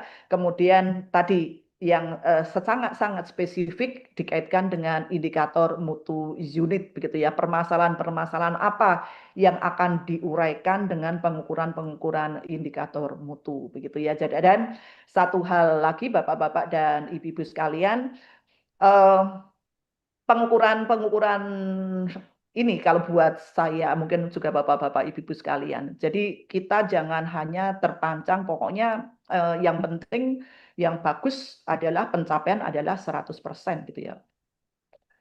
Pokoknya cari nih yang ngukurnya yang yang apa itu yang pasti hasilnya bagus. Ini sebetulnya kurang tepat. Mana izin waktunya tinggal 5 menit lagi Bu. Ya, sebagai bagian dari pengukuran. Justru yang kita lakukan pengukuran adalah pengukuran yang bermasalah gitu ya. Kalau sudah data-data ini sudah baik, sudah 100%, cari pengukuran-pengukuran yang lain untuk memastikan kita melakukan perbaikan-perbaikan berkelanjutan. Ya, Bapak-bapak dan Ibu-ibu sekalian, slide berikutnya TKRR 11.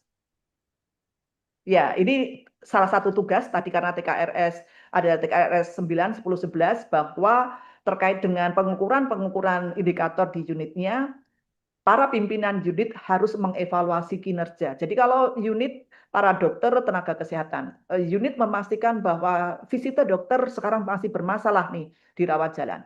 Jadikan kepatuhan kepatuhan kedatangan dokter itu sebagai bagian dari evaluasi kinerja. Tentu saja nanti terkait dengan OPPE, terkait dengan sumber daya manusia, terkait bagaimana apa itu pembinaan-pembinaan yang harus dilakukan, dan tentu saja berkoordinasi dengan unit-unit klinis yang terkait. Ya, slide berikutnya.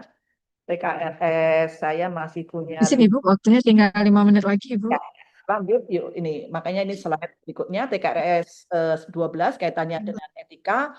Bapak-bapak dan ibu-ibu sekalian, ada frame yang sebetulnya sudah ditetapkan ya. Frame-nya kaitannya dengan etika ini, kerangka kerjanya kaitannya dengan keuangan, pemasaran, penerimaan pasien, admission, proses transfer dan pemulangan pasien. Tetapi jangan lupa bapak-bapak dan ibu-ibu sekalian bahwa kerangka kerja yang kita susun sebagai bagian dari kode etik rumah sakit itu harus relate dengan kode etik kodersi, ya, kode etik rumah sakit yang sepengetahuan saya kodersi ini mengacu 5 hal, bagaimana kewajiban secara umum, kewajiban terhadap masyarakat, kewajiban terhadap lembaga lain, kewajiban terhadap pasien dan lain sebagainya. Jadi eh, kerangka kerja itu kita korelasikan dengan kode etik rumah sakit yang ada. Tentu saja selain hal itu bagaimana kita juga harus memastikan hak dan kepentingan pasien, kemudian juga konflik internal di antara sumber daya manusia yang ada itu bisa kita hindari. Ya, jadi ini pentingnya penyusunan kode etik rumah sakit. TKRS 13, Bapak Ibu sekalian, lanjut TKRS 13 tentang safety culture ya. Jadi Bapak-bapak dan Ibu-ibu sekalian, tadi di awal sudah disampaikan bahwa tugas dari pimpinan untuk memastikan budaya keselamatan pasien itu bisa terinternalisasi begitu ya. Jadi walaupun detailnya ada di PMKP begitu ya, tetapi peran dari pimpinan ada di sini gitu ya untuk menerapkan, memantau dan mengambil tindakan yang mendukung budaya keselamatan pasien di seluruh area rumah sakit ya.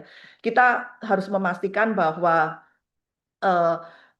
budaya-budaya yang ada gitu ya, apa sebetulnya permasalahan yang ada, mengidentifikasi, melakukan evaluasi. eh, Tahun 2024 yang lalu dan beberapa waktu yang lalu kalau saya tidak salah teman-teman dari Direktorat Mutu juga baru saja mensosialisasikan bagaimana pedoman survei budaya keselamatan ya. Saya kira itu menjadi sangat baik untuk kita jadikan referensi untuk memastikan bagaimana sebetulnya budaya keselamatan pasien yang ada di rumah sakit kita. Itu peran dari pimpinan menjadi sangat-sangat krusial ya. Kemudian lanjut Bapak Ibu sekalian, mohon maaf ini kurang sedikit, kurang ya TKR ya tentang manajemen risiko ya. Jadi ini juga penting Bapak-bapak dan Ibu-ibu sekalian, peran dari pimpinan untuk mengidentifikasi bahwa proses-proses yang ada di rumah sakit kita secara proaktif dan berkeseimbangan kita kelola risiko-risikonya dan berbagai macam potensinya agar tidak terjadi cedera dan tidak merugikan rumah sakit ya. Ini sekali lagi program ini perlu ditetapkan oleh pimpinan ya yang kemudian bukan ditetapkan, direncanakan oleh pimpinan dan kemudian nanti disetujui oleh Dewan Pengawas begitu ya. Jadi ini menjadi penting agar tidak ada cedera karena kita tahu apa risiko-risiko yang ada dan kemudian kita kelola dengan baik. Demikian juga potensi-potensi yang ada ya. TKRS 14 peran dari pimpinan. Ya. Ya, lanjut.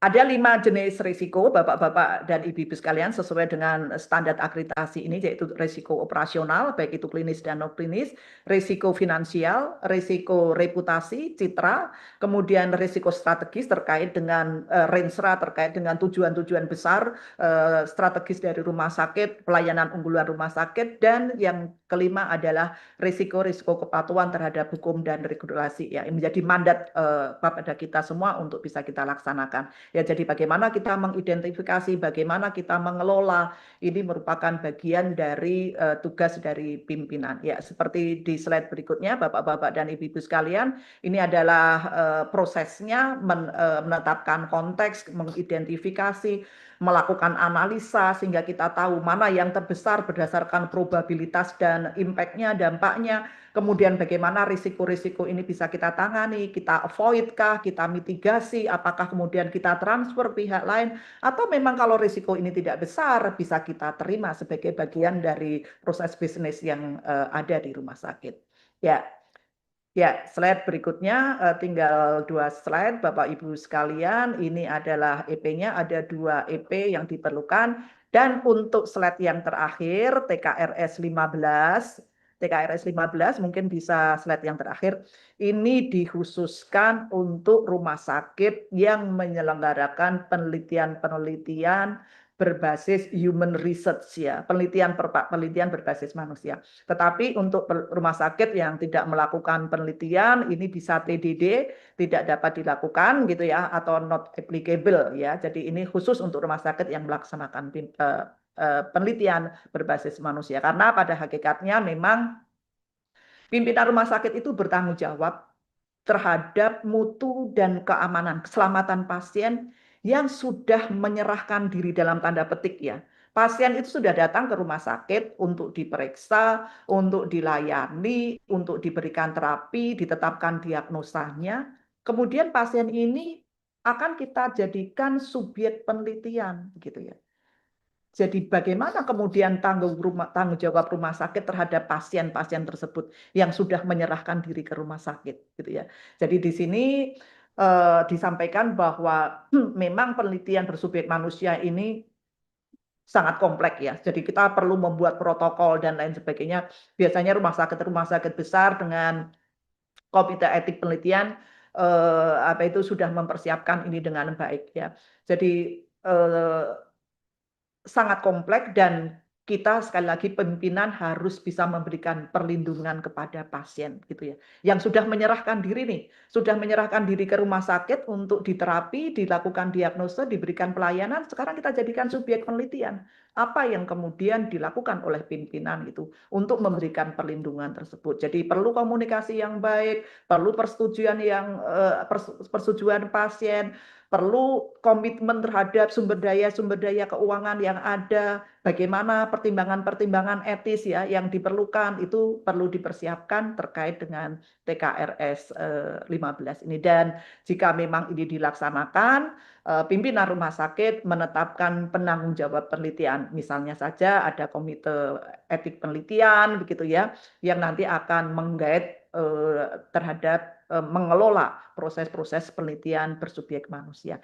Saya kira demikian Bapak-Bapak dan Ibu-Ibu sekalian, seluruh peserta sosialisasi, akreditasi yang ada, ini ada 5 EP yang terkait begitu ya, tapi sekali lagi TKRS 5 khusus untuk rumah sakit penyelenggara penelitian berbasis manusia. Mudah-mudahan bermanfaat untuk merimen, merecall, memastikan bahwa kita semua sudah mengimplementasikan secara konsisten standar-standar ini, peran dari pimpinan juga sudah dilaksanakan dengan baik dan mudah-mudahan kita semua diberikan kelancaran untuk melaksanakan akreditasi tidak hanya terkait dengan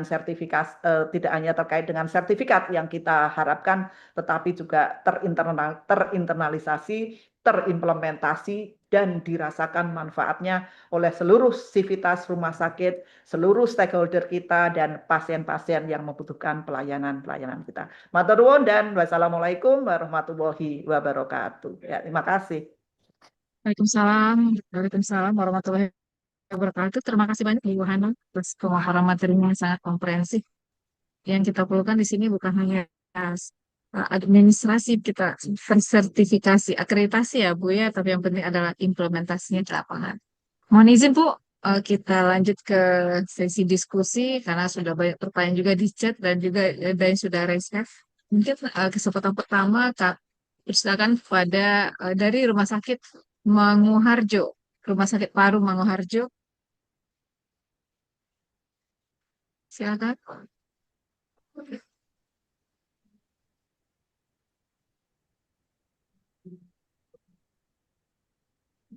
Silakan dari Rumah Sakit Paru Manguharjo Ya, untuk menyampaikan pertanyaannya. ya, ya Ibu izin dokter, kami dari Rumah Sakit Paru Iya. Manguharjo izin bertanya terkait Iya, silakan. dengan yang pertama terkait dengan ini dok, laporan pertanggungjawaban direktur dalam menjalankan operasional.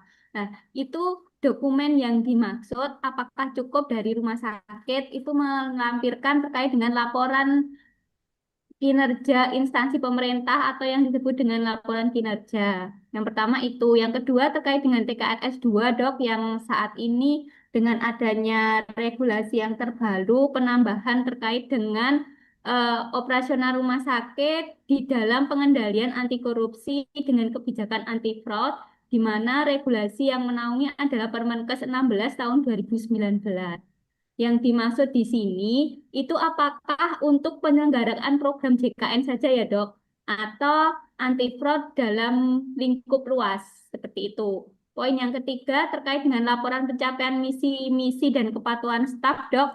Karena izin dari rumah sakit kami masih dari tim pun juga masih merasa belum paham benar dok yang di sini yang dimaksud seperti apa sama terkait dengan kajian tentang rotasi staf yang bersumber pada keselamatan pasien, dok.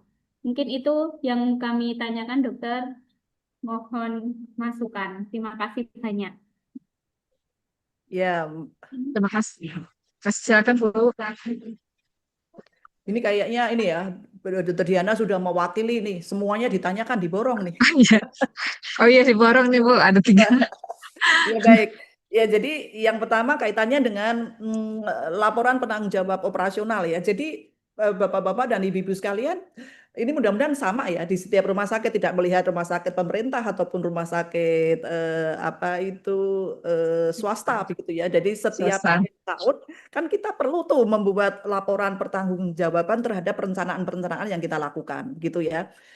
Jadi kita kan di awal tahun kita memiliki rencana nih. Kalau kadang kalau di instansi pemerintah di rumah sakit Kementerian Kesehatan waktu itu kami ada RBA, rencana bisnis anggaran gitu ya. Setelah itu di akhir tahun kita harus tuh membuat laporan gitu bagaimana pencapaian-pencapaian terhadap rencana-rencana yang sudah ditetapkan, apakah itu kaitannya dengan pelayanan, apakah itu kaitannya dengan manajerial, bagaimana kaitannya dengan target-target pendapatan gitu ya.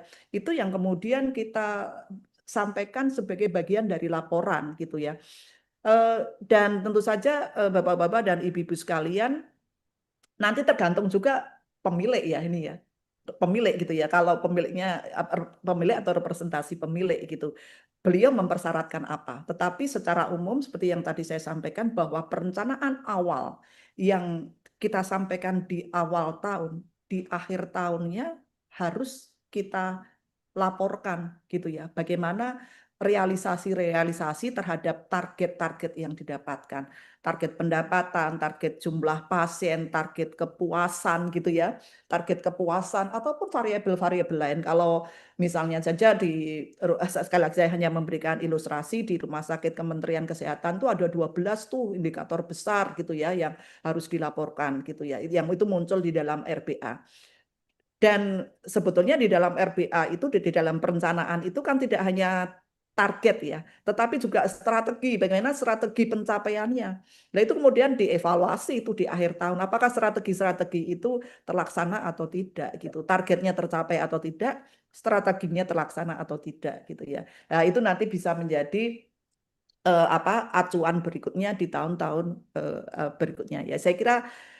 Saya kira itu gambaran jawaban saya secara umum. Kemudian TKRS 2 ya terkait dengan anti fraud ya di PMK 16 2019. Jadi ini tidak hanya terkait dengan pasien JKN ya. Jadi tapi fraud secara besar gitu ya.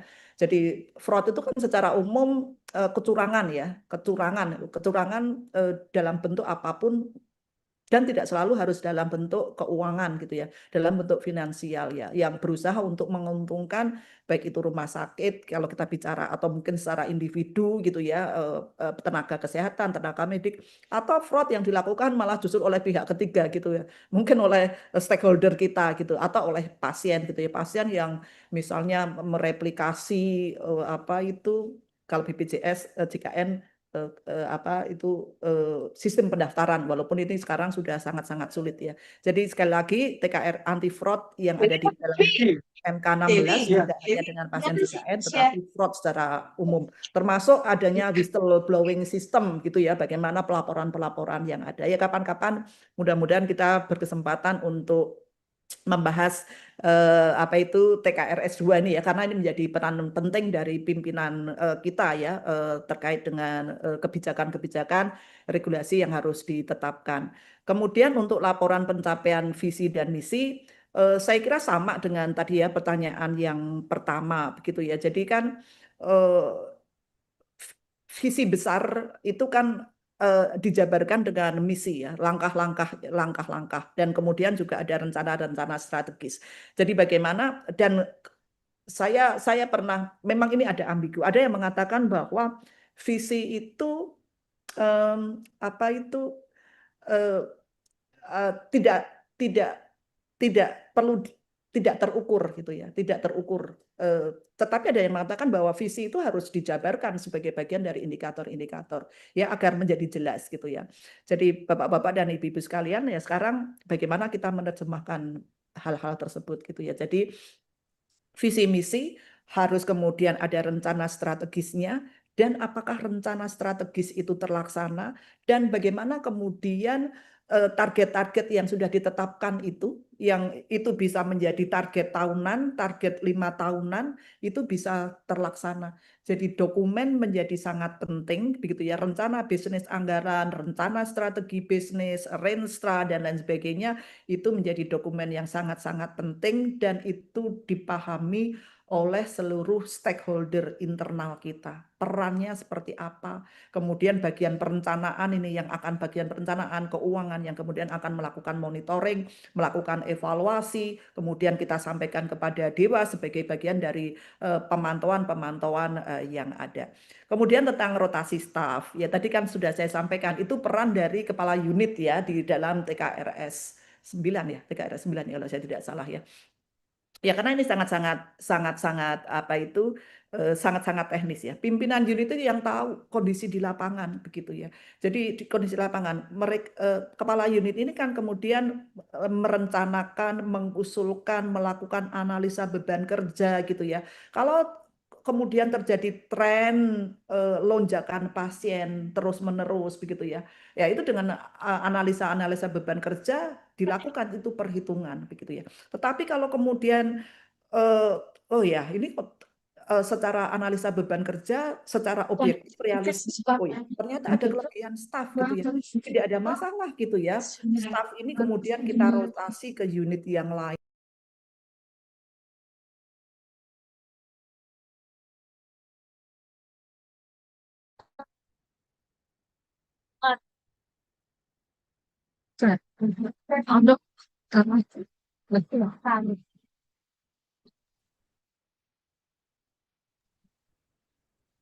Oke, sudah ya ke unmute ya. Ya, jadi eh, yang penting dilakukan analisa beban kinerja begitu ya, dan kita harus secara realistis, secara objektif begitu ya. Oh, kalau ternyata kita memang kelebihan tenaga ya, kita dengan seluruh kerelaan hati bisa itu dirotasi di unit yang lain ya, sekali lagi asal sesuai dengan kompetensi, sesuai dengan kewenangan. Tetapi kalau kemudian diperlukan dan diperlukan penambahan kompetensi, ya sudah, berikan kepada Diklat, kepada SDM untuk diberikan pelatihan-pelatihan sehingga bisa diterapkan atau bisa dirotasi di tempat lain. Ya sering sekali memang bapak-bapak dan ibu-ibu sekalian, kalau orang Jawa owol gitu ya, apa owol itu tarik-tarik ya, jangan itu. Tapi kita harus memiliki pemikiran yang besar untuk kepentingan yang lebih besar begitu ya. Bagaimana kemudian kalau unit lain yang membutuhkan, atau kemudian kita sendiri unit klinis kita yang memerlukan itu dengan perhitungan-perhitungan yang cukup objektif berdasarkan kebutuhan-kebutuhan analisa dari beban kinerja. Ya, saya kira demikian Bu Diana, apa yang bisa saya sampaikan, mudah-mudahan bisa menjawab tadi apa yang Tinggal edit oleh Rumah Sakit Paru-Mangunan. Turun. Terima kasih banyak Ibu atas penjelasannya yang cukup panjang, cukup bagaimana Ibu dari Rumah Sakit Urip Sumoharjo cukup jelas ya Ibu ya. Is it Bu Hanu masih ada yang raise hand? Apakah masih boleh ya Bu ya, kita lanjut satu pertanyaan lagi Bu? Masih. Monggo. Ya kita mungkin satu lagi dari Komite Mutu Sispa Tauris. Silakan Ibu dari Komite Mutu Sispa Tauris untuk untuk menyampaikan pertanyaannya. Ya, dokter. Terima kasih. Tauris Kak Sispa. Ya, Iya, selamat siang. Assalamualaikum warahmatullahi wabarakatuh. Waalaikumsalam warahmatullahi wabarakatuh. Ya, dokter, izin saya Sispa Toriska dari Komite Mutu Rumah Sakit Permata Pamulang. Izin bertanya, dok, di dalam standar TKRS diminta bahwa kita juga mengukur kinerja dari pihak ketiga ya, dok ya, PKS ya, dok ya. Kontrak. Kontrak untuk kontrak. Nah, untuk kontrak ini indikator yang akan kita ukur itu yang menentukan di PKS itu nanti dari pihak ketiga tersebut atau indikator tersebut bisa diajukan dari rumah sakit, dok? Oke, baik. Ya, baik. Eh, Bu Sispa ya tadi dari Rumah Sakit Permata Pamulang. Ini saya berdasarkan pengalaman ya, Bu Sispa ya, mudah-mudahan relate dan bisa diterapkan untuk kita semua. Ini perlu dikolaborasikan, begitu kan? Jadi kita harus memastikan isi kontraknya dan aspek-aspek mutu yang dikaitkan dengan kontrak. Misalnya saja terkait dengan pengelolaan limbah ya, pengelolaan limbah gitu ya. Isi kontrak bahwa limbah atau pengelolaan sampah ya, sampah medik itu sehari di dalam kontrak sehari 3 kali nih. Transporter itu akan mengambil sampah kita, begitu kan? Nah, itu kalau sudah jelas seperti itu, memunculkan di dalam indikator mutu, karena memang isi kontraknya seperti itu gitu. Dan itu memang perlu kesepakatan begitu ya. Ini permintaan dari rumah sakit karena kita mengatakan oh ini sangat krusial nih. Kalau dia tidak comply itu nanti menjadi bagian dari evaluasi terhadap kontrak. Kalau mereka tidak comply, mereka mengatakan 3 kali, ternyata bolong-bolong tuh. Itu bisa menjadi bagian dari evaluasi, bisa jadi menjadi bagian kita putus kontrak gitu. Kita putuskan kontrak karena mereka tidak comply. Atau misalnya tentang kontrak reagensia gitu ya. Jadi reagensia itu nggak boleh kosong nih di rumah sakit gitu ya. Jadi bagaimana kita harus memastikan bahwa pihak ketiga harus bisa mengirimkan reagensia tepat waktu. Nah, hal-hal tersebut yang perlu kita jadikan indikator dan itu termonitor dilaporkan oleh pihak ketiga kepada kita, kepada rumah sakit dan pimpinan unit Bu Sispa, pimpinan unit misalnya tadi kaitannya dengan reagensia ya, laboratorium. Kepala instalasi lab harus mendapatkan data itu gitu. Jadi ini tidak hanya masuk ke unit pengadaan gitu, tapi kepala instalasi lab harus tahu gitu ya. Ini pencapaian seperti ini dan bagaimana kemudian kalau mereka tidak comply itu harus ada feedback yang berikutnya. Jadi yang harus menjadi perhatian isi dari kontrak dan memang itu kemudian kita diskusikan. Tapi itu untuk kepentingan kita, untuk kepentingan mutu dan keselamatan pasien-pasien kita. Gitu. Ya, baik itu kontrak klinis ataupun kontrak manajemen. Termasuk juga misalnya kontrak outsourcing gitu ya. Kita harus pastikan gitu misalnya untuk tenaga-tenaga housekeeping gitu atau cleaning service atau tenaga yang lain gitu ya. Jadi kalau kita sudah ada 100 yang akan kita kontrak dengan pihak ketiga, kalau ada yang mengundurkan diri outsourcing itu dalam waktu berapa hari kita harus mendapatkan pengganti. Itu di dalam kontrak kita jadikan indikatormu. Gitu. Gitu ya Bu Sispa, mudah-mudahan secara mudah bisa diterapkan di kita semua. Makasih, matur nuwun. Ya, terima kasih. Nah, ini ada pertanyaan di chat mungkin banyak pertanyaan berarti masih ini Bu masih banyak yang belum ini ya walaupun sudah selesai. Ini ada pertanyaan di chat Bu terkait kompetensi manajemen rumah sakit dibuktikan dengan apa ya? Dari Ibu Mardiah nih. Ya, yang pertama regulasi kita bicara tentang apa? Di HBL kita bicara tentang apa? HBL. Kan kita perlu tuh di HBL kita munculkan gitu di peraturan internal kita. Apakah kita mengatakan bahwa karena kan tidak didetailkan ya, tidak didetailkan di dalam standar, hanya menyampaikan sesuai dengan ketentuan peraturan yang ada gitu ya. Jadi HBL kita mengatakan misalnya S2 Magister Manajemen misalnya mau seperti itu atau mendapatkan peningkatan pelatihan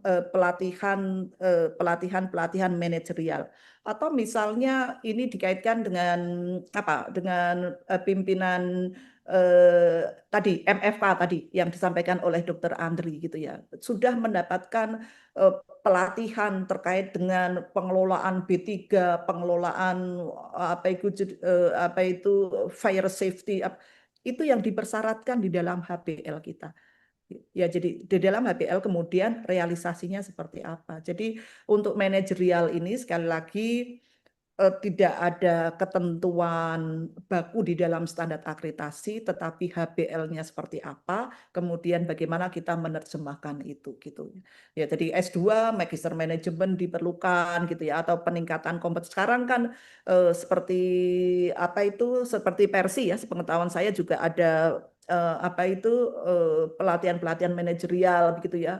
Kenapa tidak yang leadership ya, yang leadership itu kemudian diikutkan untuk mengikuti pelatihan-pelatihan yang tersertifikasi gitu ya, ataupun dalam bentuk peningkatan-peningkatan kompetensi yang lain. Jadi, tetapi yang penting bagaimana pimpinan unit itu nanti secara teknis ya paham ilmunya sehingga bisa mengelola secara teknis unit yang dipimpin gitu. Itu ya, saya kira gitu ya, pemimpin-pemimpin kita termasuk ya, pemimpin tadi direktur utama gitu ya, kepala rumah sakit dan lain sebagainya. Ya, saya kira demikian Bu Diana gitu ya. Ya, terima kasih Bu. Izin Ibu, jadi peserta kita selain di join di Zoom juga ada di YouTube Ibu. Ini ada satu pertanyaan dari peserta yang join di YouTube itu terkait ini dari RSUD Singasana Ibu, sampai sekarang ini mereka belum punya Dewas. Solusi apa Ibu yang bisa ditempuh dengan kondisi karena sekarang? Kan Ibu pertanyaannya. Oh, Mohon RSUD ini penjelasannya. tadi ya. Iya, RSUD Oh, Singasana Bu. RSUD. Ya, yang ya ini hanya sebagai saran saja ya. Kalau RSUD kan pemiliknya ini kabupaten kota ya. Pemiliknya adalah bupati ataupun wali Iya, kota, gitu kan. Pemiliknya adalah iya. bupati dan wali kota gitu. Jadi mungkin dengan bisa difasilitasi kepala dinas yang terkait gitu, itu kemudian bisa menghadap kepada Bapak Bupati ataupun Bapak Wali Kota untuk menyampaikan itu. Kalau diperlukan gitu ya, kalau diperlukan juga LIPA LIPA yang LIPA yang waktu itu mendampingi begitu ya, yang mendampingi itu bisa diajak begitu ya. Jadi bisa memberikan advokasi kepada pimpinan, kepada pemilik bagaimana kepentingan dari Dewas yang akan mengawasi operasional rumah sakit siapa, yang bertanggung jawab mengoperasionalkan adalah pimpinan gitu, tetapi yang mengawasi, yang menetapkan rencana strategis gitu ya, ini adalah pemilik, ini adalah bupati. Kalau tidak kan rumah sakit dibiarkan gitu. Bagaimana akan dipastikan visi misi bisa tercapai, bagaimana strategi-strategi ini bisa dilaksanakan, bagaimana komitmen terhadap mutu dan keselamatan itu terdedikasikan kalau tidak ada kepedulian dari pemilik gitu. Ya, jadi saran saya advokasi gitu ya, kalau perlu didampingi oleh senior gitu ya, atau mungkin dari ini ya bareng-bareng untuk menyampaikan mengadvokasi gitu ya kepada uh, pemilik ya melalui dinas kesehatan dan lain sebagainya gitu. Saya kira saran saya begitu ya Bu Diana ya, mudah-mudahan tepat. Ya, terima kasih banyak Ibu. Bapak Ibu yang kami hormati, berhubung waktu sudah menunjukkan jam 12:30 ya, waktunya mungkin untuk isoma. Maka di sini kami cukupkan sampai di sini. Mungkin mohon maaf kepada Bapak Ibu yang pertanyaannya belum bisa terjawab. Ya. Nanti kita akan kirimkan jawabannya. Terima kasih banyak Bu Hanum Terima atas kasih juga materinya yang dan sangat kompleks dan bermanfaat. baik. Nah, mari kita berikan aplaus yang meriah secara daring ya buat narasumber kita yang sungguh luar biasa. Terima kasih Ya, banyak terima Ibu. kasih, sampai ketemu, sukses Dan untuk semuanya. Assalamualaikum. ya, sebagai penutup mungkin saya tutup dengan sebuah pantun. Langit cerah, tanda harapan, langkah pasti menuju kemajuan. Ilmu yang didapat jangan disimpan, wujudkan mutu dengan tindakan.